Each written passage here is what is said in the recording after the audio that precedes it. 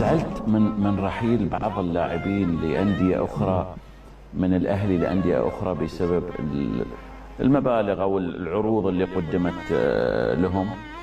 أنا ما زعلتش، أنا زعلان عليهم، والمفروض هم اللي يزعلوا.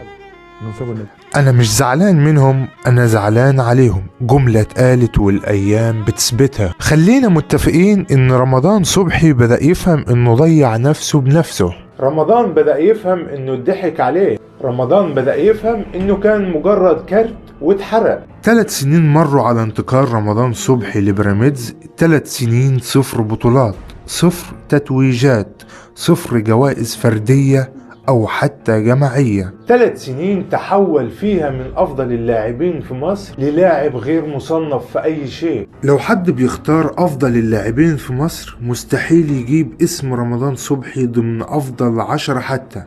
بعيد كل البعد عن منتخب مصر بعد ما كان الجناح الأساسي بجانب تريزيجيه ومحمد صلاح. 3 سنين مروا والأهلي وصل 3 نهائي دوري أبطال، توج منهم ب2، وراح 3 كاس العالم للأندية، وكمان توج مرتين بثالث العالم. 3 سنين مروا وهو كل موسم فيهم بيحاول يثبت في ماتشات الأهلي إنه قادر يعمل حاجة، وإنه لسه تمام بكم تدخل بغل على لاعب في الأهلي، زي ما حصل مع رام ربيعة في ماتش بيراميدز والأهلي في نهائي الكاس، ولكن النتيجة النهائية بتكون 0 في النهاية. 3 سنين مروا يمكن الرصيد البنكي زاد فيهم شوية، ولكن كل حاجة راحت.